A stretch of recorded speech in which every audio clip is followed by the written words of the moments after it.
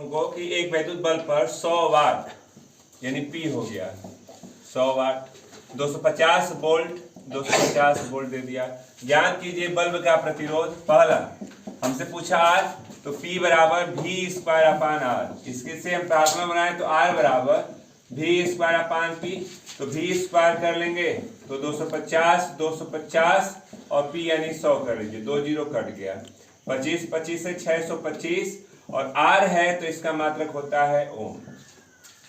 फिर दूसरा कह रहा है कि अधिकतम धारा बता दीजिए, तो हम लिखते हैं P बराबर या W बराबर, अब लिखते हैं VIT, ठीक है। तो यहां से अगर व्यवस्थित करें धारा, तो धारा के लिए हम सूत्र बनाएंगे, तो आपके पास धारा I बराबर W अपान VT, तो W हो जाएगा, सामर्थ्य है हमारे पास 100 और V की जगह पे 250 है और गुणते 1 कर दी, कट गया, ये हो गया 2/5 0.4 एम्पियर। नोट कर लें। अगला प्रश्न आपके सामने है कि एक वैद्युत प्रतिरोधक तार के सिरों के बीच 9 वोल्ट का विभवांतर है। विभवांतर मतलब हमको V दे दिया 9 वोल्ट। तार में 1 मिनट यानी समय दे दिया 1 मिनट और समय होता है सेकेंड में, तो मिनट को सेकेंड में बदल दीजिए। 2 एम्पियर की वैद्युत धारा है यानी I हो गया 2 एम्पियर की धारा हो गई। वैद्युत व्यय ऊर्जा पूछ रहा है यानी आपसे कैपिटल W की वैल्यू पूछ रहा है। आप जानते हैं सूत्र होता है आपके पास कि capital W is equal to VIT, तो W की जगह पे रखिएगा तो V की जगह पे हमारे पास 9, I की जगह पे 60 और समय हो गया 60, I की जगह पे 2 रख लीजिए। तो व्यवस्थित कर लेते हैं, 9 छक 54 यानी 540 गुणते 2 यानी कैपिटल W की जगह पे हो गया 0 8 10 और इसका मात्रक होता है जूल, यानी आपका आंसर हो गया 1080 जूल।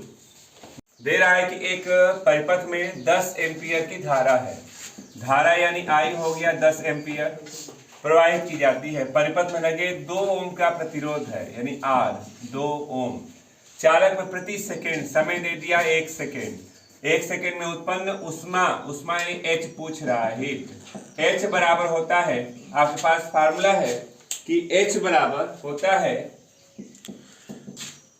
I square RT।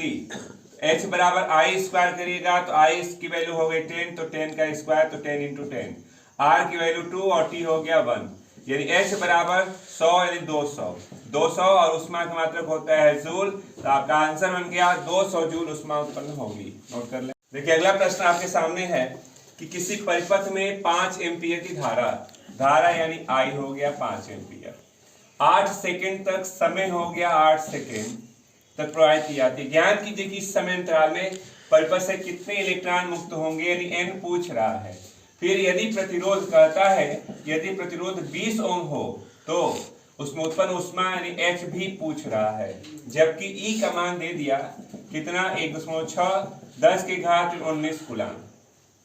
हम N की बात करें तो हमारे पास पहला फार्मूला दिया गया था, हम लोग जानते थे कि N के लिए पहला हमारे पास रिजल्ट था कि Q बराबर ME Q बराबर IT, तो NE बराबर हम IT लिखते थे, N बराबर IT अपान स्मॉल ई। तो I हमको दिया गया है 5 और समय दिया गया है 8 और E की वैल्यू दे दी गई है हमको 1.6 10 की घात 19।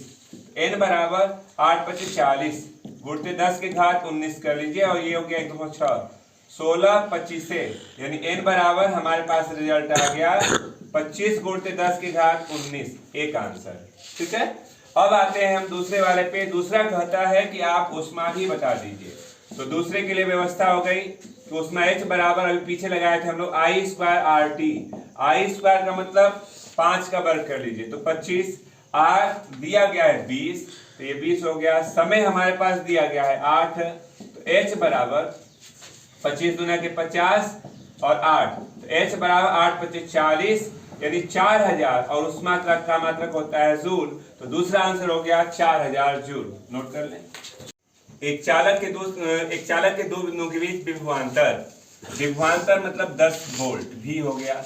उत्पन्न उष्मा 15 जूल प्रति सेकेंड, तो H हो गया 15 जूल प्रति सेकेंड का मतलब समय भी मालूम हो गया 1 सेकेंड। चालक में प्रवाही धारा का मान यानी आपसे आई पूछ रहा है। आप जानते हैं ऊष्मा के लिए सूत्र है, 3-4 रूप में आप जानते थे। इस रूप में हमको मालूम है H बराबर VIT, I बराबर H अपान VT। H की वैल्यू हो गई 15, V है 10 और समय है 1, तो 15 में आप 10 से भाग दे दीजिए, I हो गई 1.5 और धारा का मात्रक होता है एम्पियर। तो ये आंसर हो गया, नोट कर ले। चले मान लेते हैं कोई क्वेश्चन में हमको दिया गया एक तार में कुछ देर तक धारा प्रवाहित करने से तार का तार 3 डिग्री सेंटीग्रेड बढ़ जाता है। तो मान लेते हैं कि माना हमारे पास धाराएं जो थी I व 2I है, क्योंकि उतनी ही देर में अगर करें धारा को दोगुना कर दें तो पहले I थी अब 2I हो गई। तो ऊष्माओं में अगर अनुपात की बात करें, ऊष्मा में अगर अनुपात की बात करें यानी उसी समय पर लेना है तो हमारे पास सूत्र था H बराबर I स्क्वायर RT। पहले वाले के लिए लेंगे तो I स्क्वायर RT, अब दूसरे में I की जगह पे 2I हो गया तो 2I स्क्वायर RT हो जाएगा, RT कट गया, यहाँ I स्क्वायर ये 4I स्क्वायर ये भी कट गया, यानी कि ऊष्माओं में अनुपात 1/4 का है।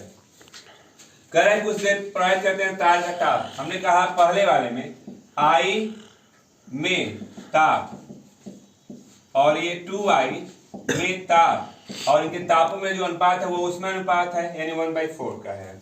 I में कह रहा है कि क्वेश्चन सुन लीजिएगा, एक तार में कुछ देर तक धारा प्रवाहित करने पर तार का ताप 3 डिग्री सेंटीग्रेड बढ़ जाता है।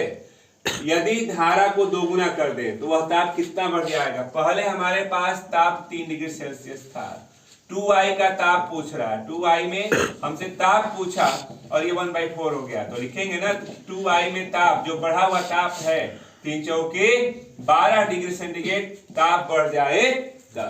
आंसर क्वेश्चन आपको दिया गया है, एक हीटर में 5 मिनट तक समय दे दिया, 5 मिनट यानी 300 सेकेंड धारा और प्रवाहित होने से 60 किलो कैलोरी ऊष्मा, H हो गया 60 किलो को बदल दीजिए 10 के घात 3, ये कैलोरी में है तो कैलोरी को जूल बदलने के लिए 4.2 से मल्टीप्लाई कर दीजिए तो 4.2 से कर देंगे गुणा तो यह जूल हो जाएगा। 3 एम्पियर की धारा हो गई, 3 एम्पियर की धारा हो गई। हीटर में प्रवाहित प्रतिरोध आपसे R पूछा और V पूछ दिया। चलिए पहले वाले पे अगर हम लोग आते हैं तो पहले में हमको चाहिए था R, तो पहले के R के लिए सूत्र है H बराबर I स्क्वायर RT, R बराबर H upon I square T। H की जगह पे हमारे पास 60 10 के घात 3 4.2 और I स्क्वायर का मतलब 3 का वर्ग 9 हो जाएगा और T की जगह पे ये 300 है, 6 5 30 5, ठीक है। व्यवस्थित कर लेते हैं तो 3 से घटा दीजिए 3 और ये हो जाएगा 3 एकम 3 3 चौके 12, ठीक है।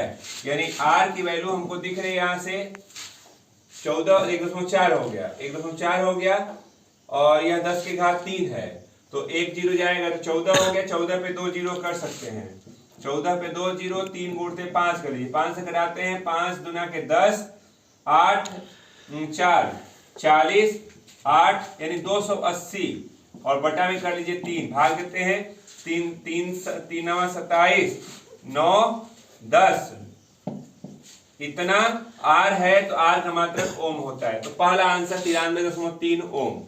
दूसरी की बात करें तो विभवांतर, तो दूसरे के लिए आपने कहा कि V बराबर I R होता है जो ओम का नियम है, तो V बराबर I की जगह पे हमको मालूम है 3 और अभी जस्ट आपने R निकाला 93.3 तो V बराबर तितली के 9, ये हो गया 9 29 27 यानी हमारे पास 279.9 और इसका मात्रक होता है वोल्ट, तो ये हमारे पास विभवांतर हो गया। नोट कर लें वैद्युत हीटर के तार का प्रतिरोध यानी R दे दिया 84.4 ओम।